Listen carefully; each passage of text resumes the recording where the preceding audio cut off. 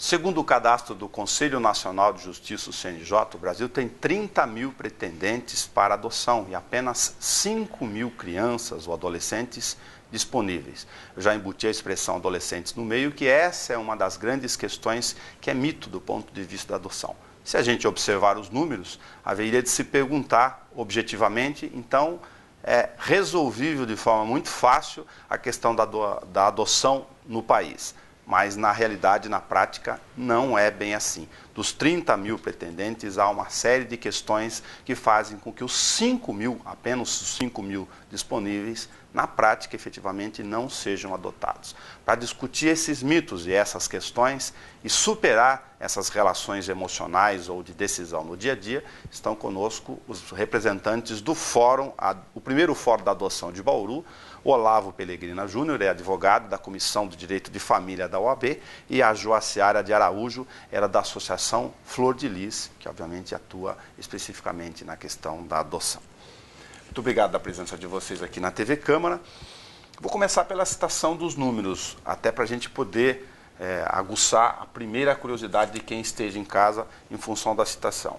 Por que, Olavo, se tem 30 mil pretendentes e 5 mil disponíveis para adoção, por que esse cadastro não se extingue? A adoção ela carrega alguns mitos, né? Que é uma das temáticas do fórum, é tratar desses mitos. O número é um dos grandes mitos da adoção. Se traduzirmos esses números, nós temos 5,2 pretendentes para cada criança ou adolescente disponível. Ora, deveria se imaginar assim, rapidamente, esses disponíveis, esse número de disponíveis deveria estar zerado. E por que isso não acontece? A grande maioria dos pretendentes almejam uma criança branca recém-nascida. Ora, nós não vivemos num país da Europa. A nossa formação de brasileiros é miscigenada.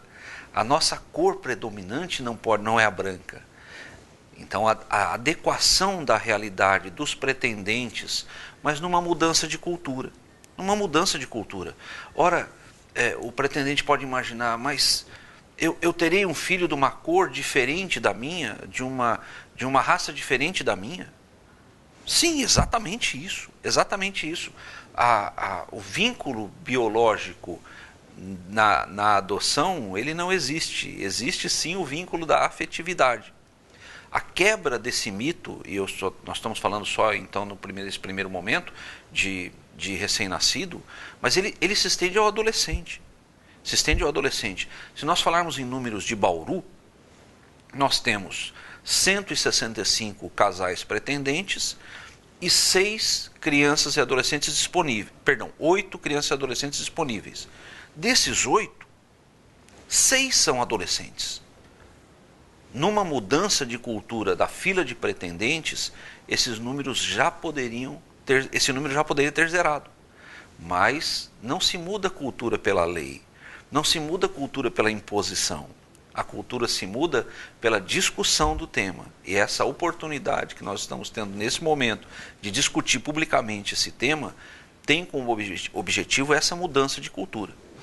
Há um componente emocional nessa relação, para a gente tentar desmistificar também, como pretende a discussão do fórum, por que os casais não querem, em essência, embora estejam quase claras as informações emocionais, mas para a gente entrar nelas efetivamente, as crianças recém-nascidas, em detrimento da questão dos adolescentes e preferencialmente brancas.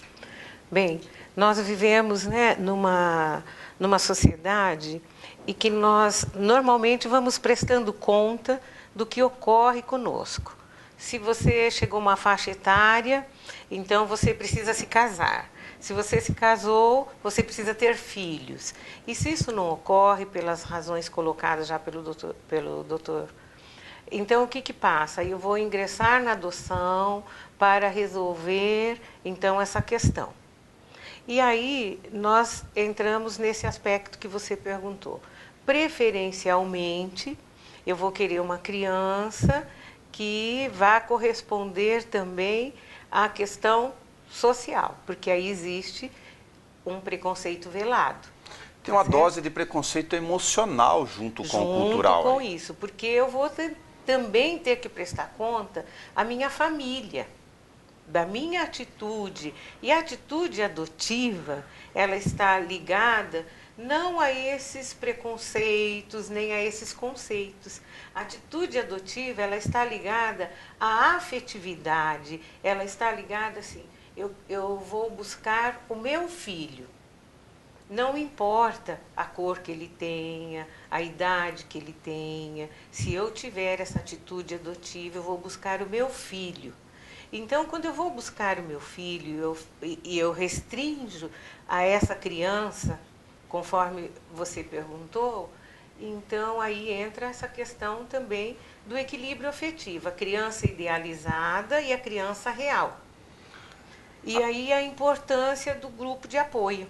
Sim, aí precisa, você diria que precisa, além da questão da compreensão jurídica de todos esses elementos, Olavo, simultaneamente um componente de acompanhamento ou de preparação psicológica dessa questão da decisão da adoção? A preparação é imprescindível, imprescindível. Aqueles que são pais, eu creio que a maioria deles já imaginou, né? Quando a criança chega, deveria vir junto um manual, não é? Porque não é simples criar, né? Não é fácil, deveria ter um manual acompanhando. Ora, se num processo biológico é complexo, na adoção também há sua complexidade. Contudo, essa complexidade é muito semelhante. O que falta, muitas vezes, e eu digo na maioria das vezes, essa falta existe e a associação supre fortemente essa falta, é o pensar e o refletir sobre a adoção. Desde a decisão para a adoção até o estabelecimento daquele perfil que se pretende adotar. A reflexão é exatamente nesse formato que a Josiara colocou. Afetividade. Afetividade.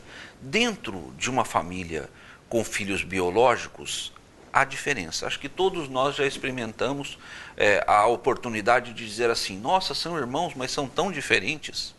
Essas diferenças acontecem no âmbito biológico e elas são plenamente aceitáveis no âmbito da adoção. O que se precisa é refletir, para depois não ficar com um juízo de culpabilidade. Ah, é assim porque adotou. Não. Se a criança apresenta alguma dificuldade, algum problema, é inerente a toda a paternidade, inerente a toda a maternidade. Não é porque é adotado. Isso tudo se resolve na reflexão prévia sobre a adoção. Inclusive na decisão que pode modificar fortemente os números. Só um ponto importante, que você usou a expressão preconceito. Eu tomaria cuidado com a palavra preconceito. Por quê? Nós estamos começando a discutir essa temática agora. Essa temática que não fecha os números. É uma discussão que está começando agora. Então, eu acho que nós não temos um preconceito, nós temos um conceito. Que com a discussão e a sensibilidade do nosso povo brasileiro, latino, emocional, isso vai ser superado com imensa rapidez. Imensa rapidez. O preconceito, ele carrega uma carga de mazela. Mas não é essa carga de mazela que eu consegui enxergar no que tange a adoção. Falta a discussão, falta o preparo, onde a associação trabalha fortemente.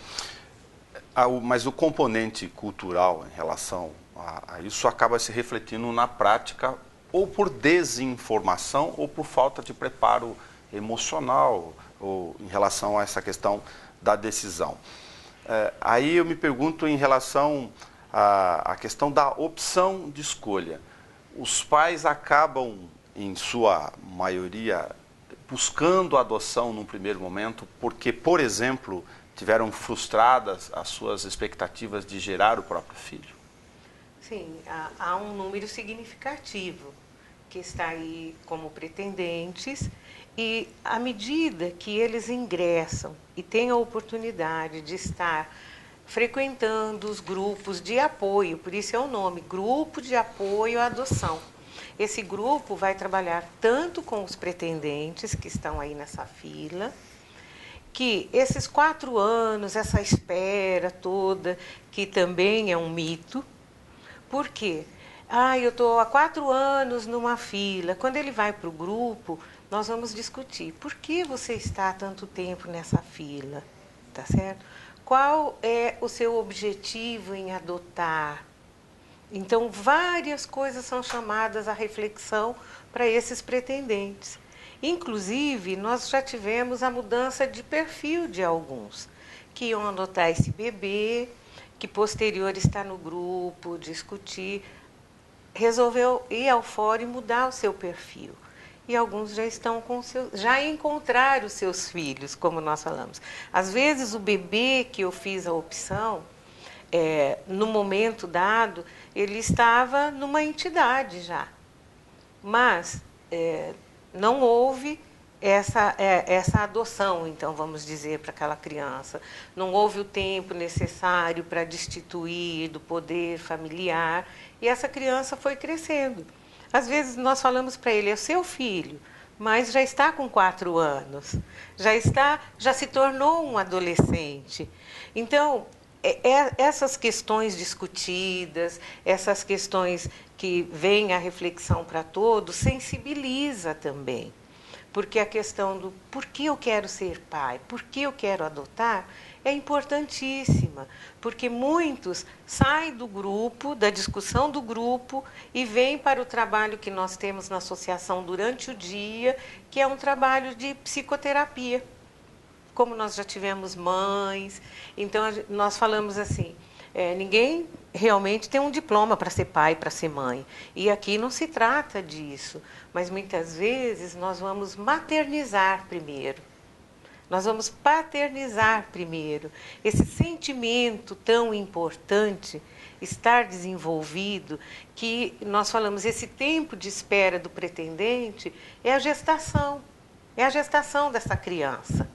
Porque ele está se preparando, se adequando, igual nós nos preparamos para os filhos biológicos, porque tanto um quanto o outro são processos. Então, a lei hoje modificou isso também de uma forma incrível. Então, não é mais o seu filho adotivo no registro dessa criança, ele simplesmente é seu filho. O processo pelo qual ele chegou até você, então, se chama adoção.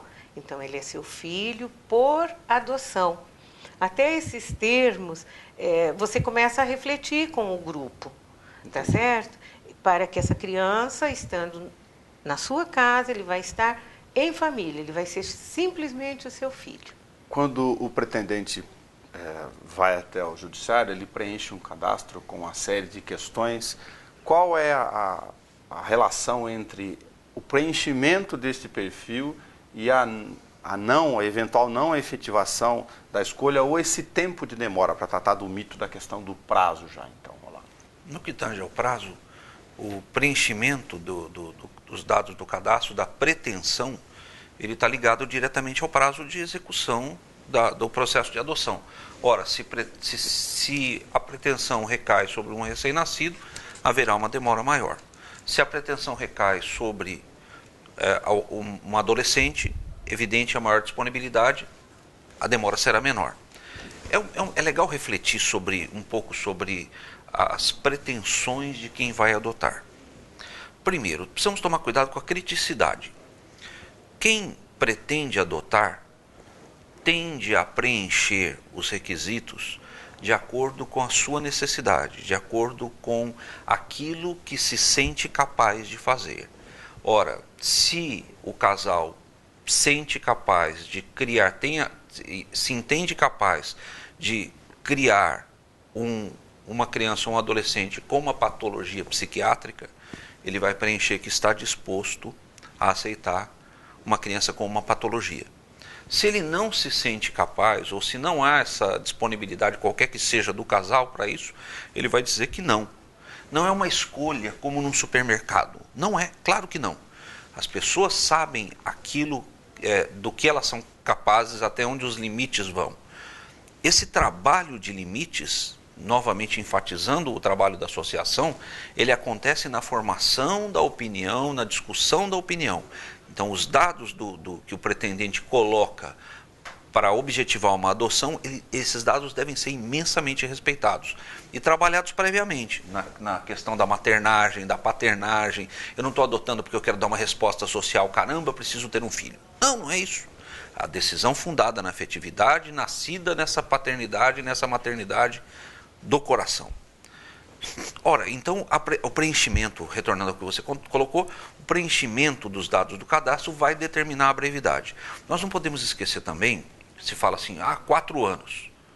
Pode ser bem menos, numa adoção tardia, numa adoção diferenciada. Pode, mas mesmo nos mais distantes, ele não chega a demorar 4 anos, porque existe o período de convivência. O juiz concede a guarda para aquele casal de pretendente para que haja um período de convivência. Nesse período, eles são aquele núcleo, ele é acompanhado pelo setor social, setor psicológico do fórum. E também há um trabalho fortemente da associação nesse sentido, não é? Sim. Nós temos assim uma interação muito positiva com o nosso fórum, com a equipe do fórum. O trabalho da equipe do fórum é seríssimo em relação a todo esse processo. E, posterior, nós já temos encaminhamento dos pretendentes para esse trabalho na associação. Um trabalho que demanda também alguns meses. Antes da decisão final da adoção, pelo juiz, há esse período de convivência. Há esse período de convivência. Experimentação natural das relações. Isso. E nesse período de convivência, então, esse pai também é acompanhado por nós, essa família. Aí já temos uma família. Essa família é acompanhada por nós. Por quê? É como ele diz, criança não vem com manual, tá certo? E eles crescem, estão em fase de desenvolvimento. Então, nós vamos acompanhando no sentido sempre de uma capacitação positiva, tanto para a criança, como para o adolescente, como para esse pai, como para essa mãe. Quanto mais segurança eles também tiverem, receber, se sentirem acolhidos. Não tenho dúvida. É importantíssimo. Tem uma série de relações aí, todas tratando estão tratando das relações de vida, né? E eliminar essa frustração inicial como um ponto principal ou como objetivo originário da pretensão da adoção me parece uma das questões nacionais que tem que ter todo um cuidado para ser tratado. Exatamente, porque é algo que fica velado. E nessa hora desse encontro, vamos assim dizer, nós conseguimos buscar que cada um traga à tona. E isso é muito importante, porque faz parte do crescimento pessoal, faz parte do crescimento enquanto núcleo familiar. E essa célula chamada família precisa ser fortalecida, porque independente só do aspecto emocional, mas nos aspectos legais, a nossa Constituição já prevê isso, que o nosso ECA, que toda criança, todo adolescente tem o direito de se desenvolver dentro de uma família. Então, os grupos de apoio à adoção buscam, assim, num objetivo assim, bem claro, uma criança desenvolvendo-se dentro de uma família. O que a justiça leva em conta nessa questão do perfil dos pretendentes? Tem algumas restrições, eu digo, do ponto de vista de histórico de vida mesmo dos pais, ou outros elementos que podem caminhar para a substituição do cadastro, enfim. O objetivo é o perfil, traçar o perfil de aptidão para a adoção. Esse é o grande objetivo. E no que tange essa aptidão, aquele que acompanha essa nossa conversa agora pode refletir assim: mas é tudo tão subjetivo? Sentimento, amor, o sentimento de maternidade prévia e de paternidade prévia antes da adoção, isso é subjetivo demais, isso não é relevante. É extremamente relevante. Por quê? Existe um fenômeno erroneamente chamado de devolução. A adoção não deu certo, então eu vou devolver. Não existe devolução. Não existe. A adoção, ela faz daqueles pretendentes pai e mãe, e a certidão de nascimento de uma adoção é igual a uma certidão de nascimento de um vínculo biológico. Mas e se aquele casal despreparado, que não refletiu, não está dando conta, é retirado o poder familiar, como se aquele casal fossem drogaditos, incapazes de criar. Sim. E essa criança é colocada num abrigo. O estrago que isso gera, ou num desatendimento de pretensões, ou na ausência de capacitação dos pretendentes, o estrago que essa, entre aspas, devolução gera é de uma dimensão gigante. Porque o adotando, ele tem uma expectativa de acolhimento enorme, de formação de vínculo familiar. Tem, é natural. A carga de frustração pode ser indelével, pode ser para sempre. Sim. O casal que não conseguiu também tem a sua vida marcada para sempre. Não é por um período. Então essas questões que tem um fundo, que tem todo esse aparato emocional, esse aparato de preparação, modifica situações fáticas que são terríveis dentro do judiciário. Tudo traçando conforme a sua pergunta, entrando no perfil. A adequação do perfil. Muitas vezes aquele que pretende no primeiro momento a adoção não está com toda aqueles sentimentos e as reflexões necessárias preparado. Isso pode gerar um processo de adoção posteriormente frustrado, com um retorno e com marcas que ficarão para o resto da vida. Todo esse preparo, todo esse cuidado com o perfil evita esse trauma, esse estrago. E sabendo assim que filho é para sempre, não é?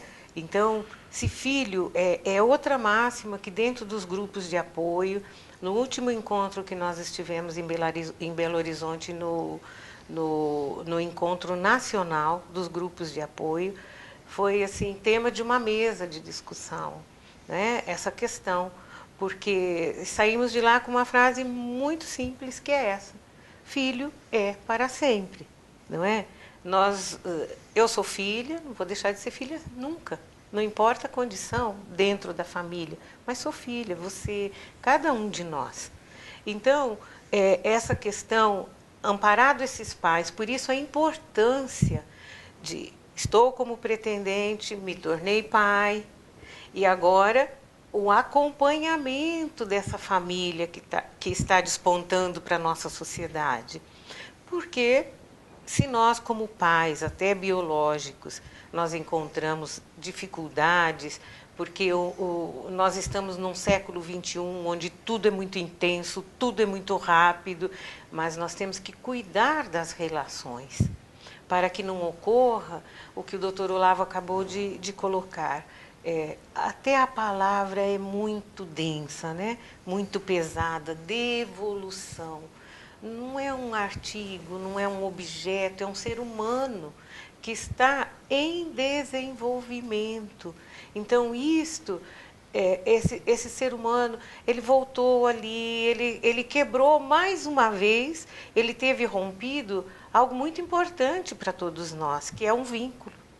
Ele já teve um vínculo anterior rompido, aí criou outro e está novamente rompendo vínculos que são importantes para a formação da nossa personalidade, do nosso caráter, de tudo que nós somos.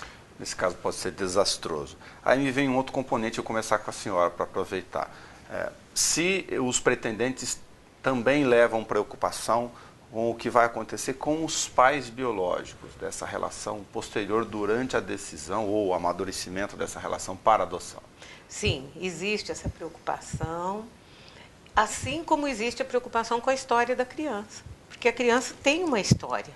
Mesmo que ele é um bebê, ele foi gestado, a ciência hoje coloca para nós, não é? A importância da gestação, de tudo que essa mãe passa, como isso é transferido para esse filho. Existem estudos assim, imensos.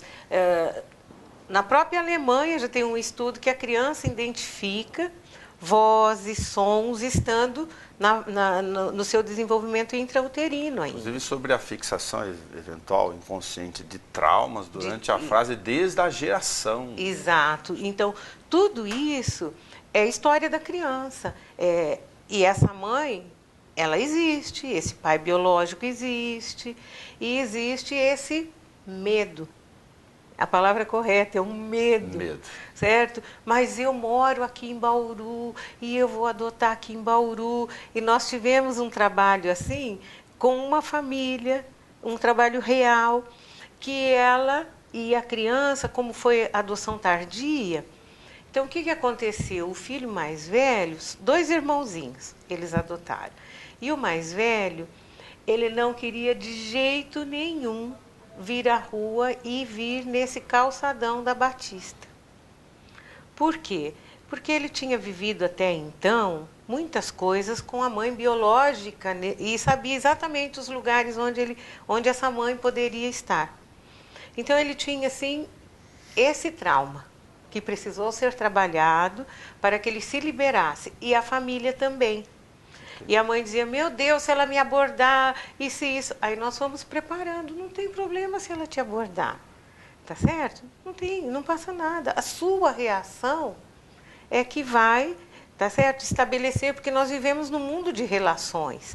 Se isso ocorrer, vamos estar preparados para trabalhar esse encontro, tá certo? Mas não significa que esse encontro vai alterar a nossa vida familiar que estamos vivendo aqui e agora. Inclusive, para a adoção tardia, esse também é um tema trabalhado, a preparação dessa família, para compreender a história que essa criança traz, não para justificar, e também que é possível haver esse encontro. E ela teve que se fortalecer, fortaleceu essas crianças, e hoje eles passam pela Batista, e é manter o respeito, ensinar a criança, o adolescente, que não importa, tá certo? Não importa os seus pais biológicos. Eles fizeram algo muito importante para você, te trouxeram ao mundo. Então, nós vamos manter sempre um respeito por eles.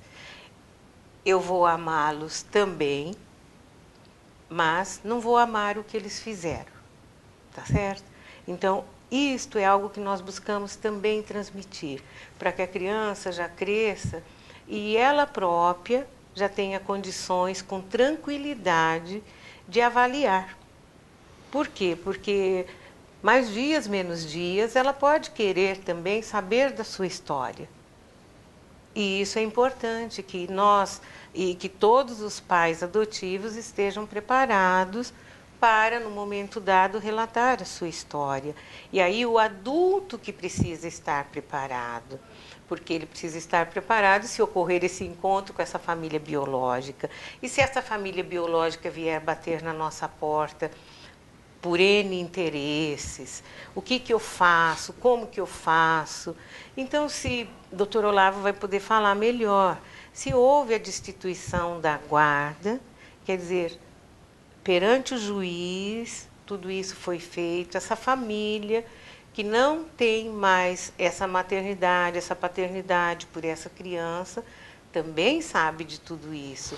E aí entram outros aspectos da legalidade. Como que fica essa relação jurídica, Olavo? Porque há uma preocupação, como a Joacir deixou bastante claro na sua apresentação, natural de imaginar depois, e se lá num determinado momento os pais biológicos quiserem entrar de novo nessa história? É interessante como se aprofunda aqui as questões. Sob a letra da lei, é simples. A criança disponível para adoção é aquela que perdeu, já foi retirado o poder familiar. Os vínculos, então, com os parentes biológicos cessaram. Esses vínculos acabaram. Não há mais. Extinção do poder familiar. Acabou. Essa é a tese. Essa é a tese. A adoção cria o novo núcleo familiar. Conforme nós falamos, nova certidão de nascimento. Essa é a abordagem do limite da lei. E a abordagem no limite da realidade? Exatamente essa. Como proceder e o que acontece com alguma frequência? se houver um arrependimento daqueles pais biológicos que perderam o poder familiar. Eles buscam e vão atrás. Isso é uma realidade muito comum, nós experimentamos isso na vida prática. Joaciara tem vivência dessa questão que precisa ser abordada. Como tratar, como fazer se essa disfunção legal, porque é uma disfunção legal, acontecer na prática. Isso tudo faz parte da reflexão, isso tudo faz parte do preparo que os adotantes devem ter.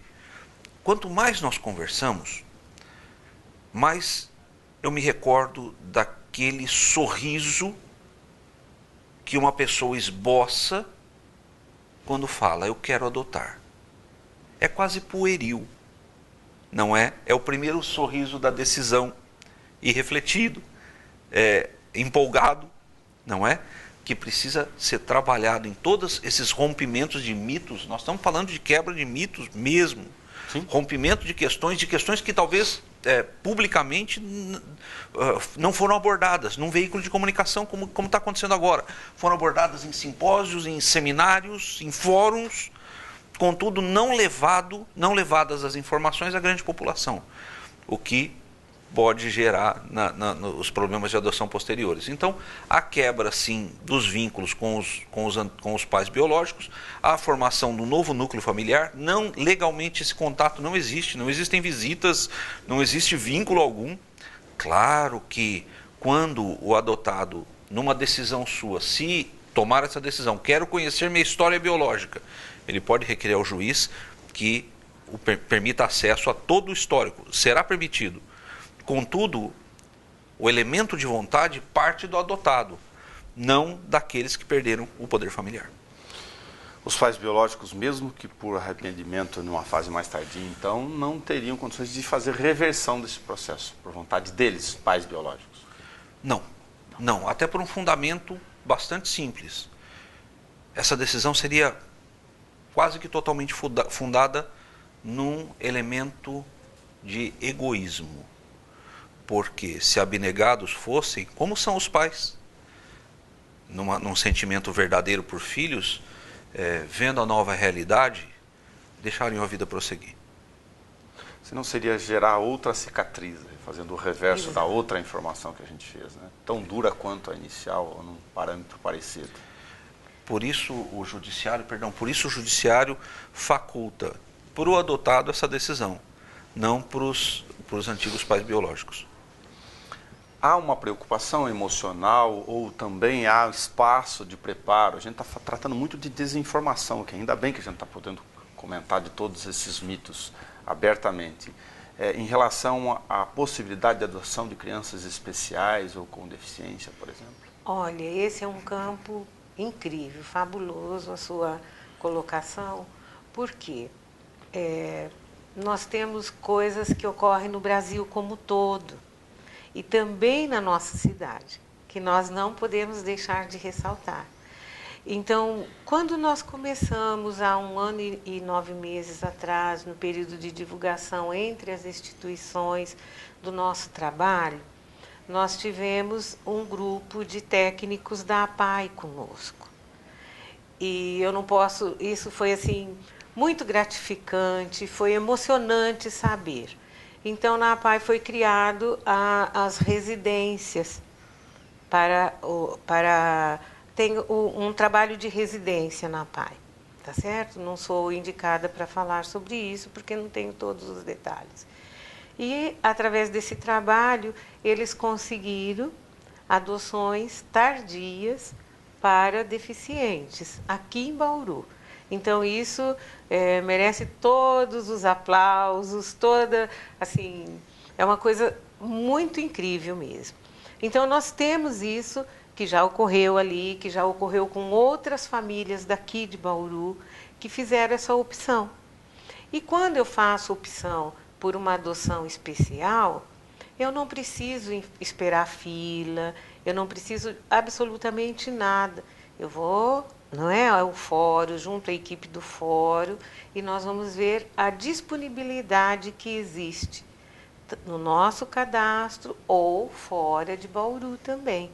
e sobre a adoção tardia, e normalmente são adoções tardias, tá certo? Nós tivemos há pouco tempo também bebês com síndrome de Down. Então, se esse pai e essa mãe está frequentando o grupo, então ali nós temos um momento que nós falamos sobre todos esses aspectos do que seja a adoção especial. Então, a pessoa tem contato com aqueles níveis de deficiências do que seja adoção especial, porque às vezes falta esse esclarecimento também, né? E claro, é uma adoção que nós também precisamos desmistificar, nós também precisamos trabalhar com esse aspecto, porque se nós temos determinadas preferências, né? Então aí também nós temos que trabalhar para essa quebra de paradigma, vamos assim dizer, relacionados à adoção especial. Um outro dado sobre a questão do funcionamento do cadastro, da dinâmica dele. Não necessariamente você, inscrito como um pretendente, está ligado ao cadastro local aqui, nessa relação. Não, não. O cadastro funciona nacionalmente, ele está muito aperfeiçoado e ele trabalha basicamente no cruzamento das informações do pretendente com as informações da disponibilidade. Isso até de maneira eletrônica. Quando há o cruzamento dessas informações, o cadastro gera um e-mail diretamente para o juiz da localidade onde a disponibilização da criança ou do adolescente, para que se inicie esse contato. Então, quando nós falamos em números de Bauru, esses números eles elucidam bem, né, porque eles refletem o número nacional. Isso é bem interessante. O número de Bauru também ele nos leva a entender que há necessidade de mudança de cultura, mas não há uma restrição. Então, aqueles que estão, os 165 que estão aqui em Bauru cadastrados, não se preocupem, porque a abrangência do cadastro é nacional. Uma curiosidade que me veio a questão aqui, enfim, entre outras tantas, vamos incluir dentro dos mitos também, é se dos 8 disponíveis em Bauru, 6 são adolescentes. Depois de uma certa idade, qual o encaminhamento para essas crianças, caso não sejam adotadas?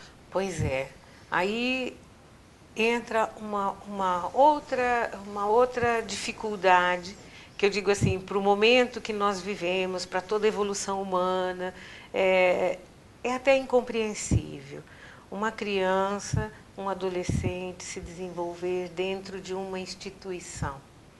Ele vai, pelo Estatuto da Criança e do Adolescente, ele tem o direito de ficar aí até 17 anos e 11 meses. Fica sob a guarda do Estado. Do Estado.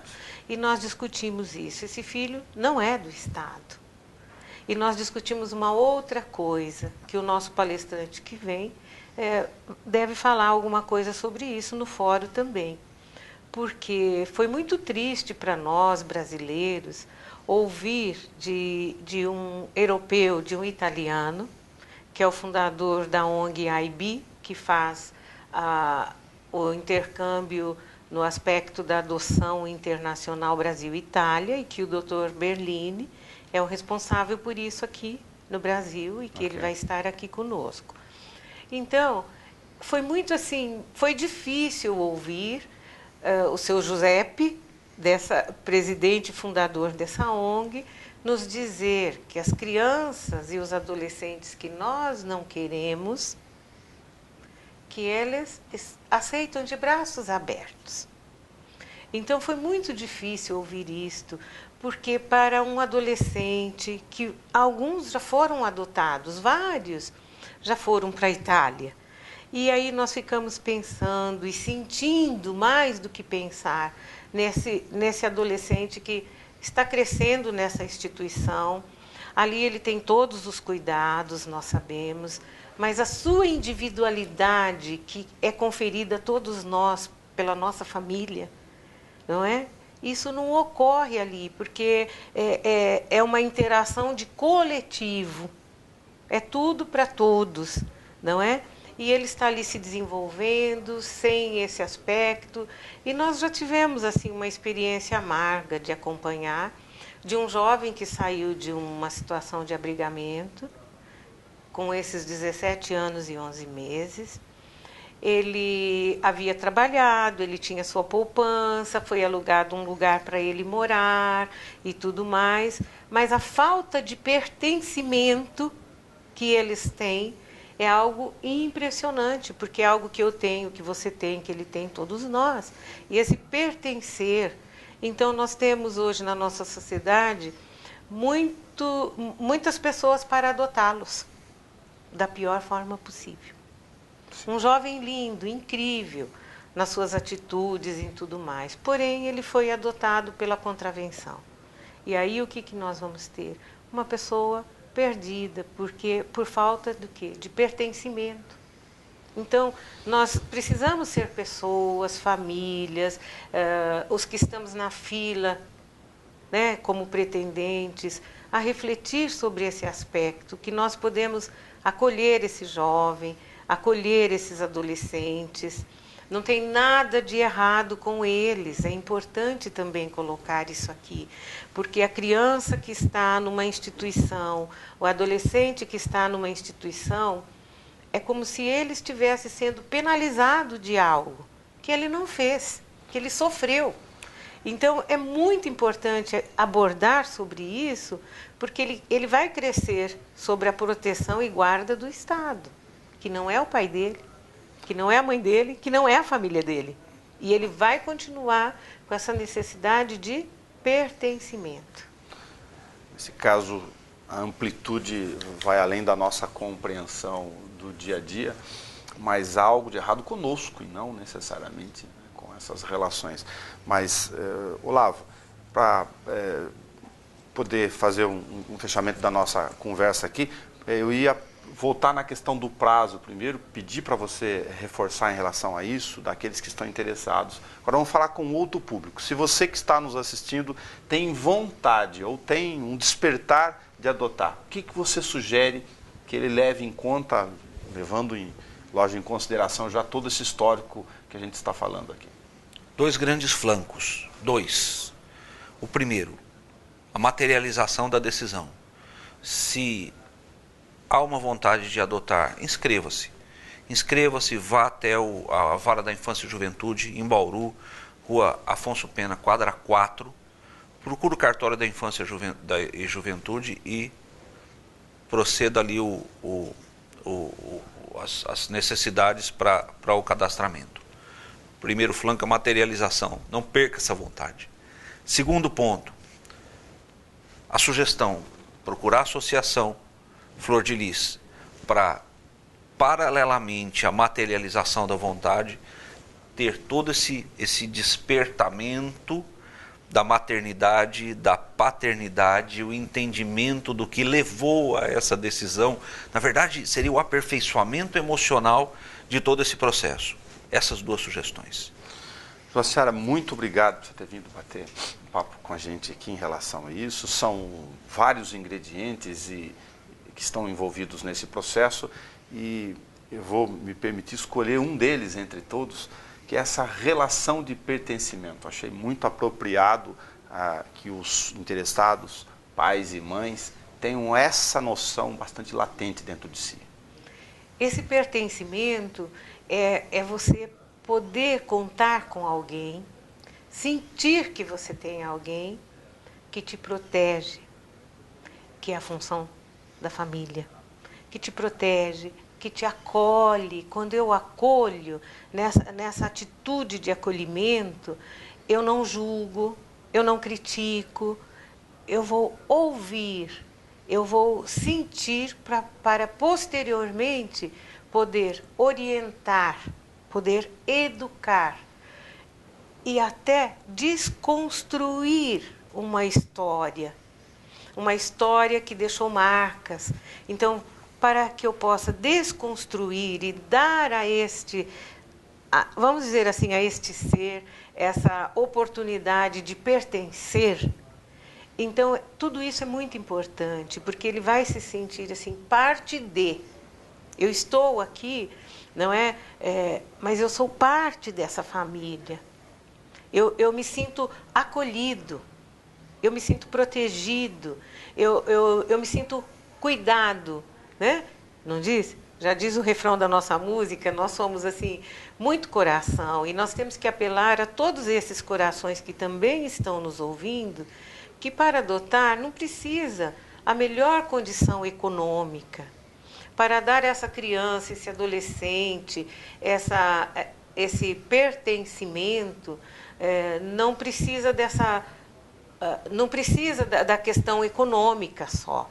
Então, muitas vezes a pessoa pensa, eu não posso.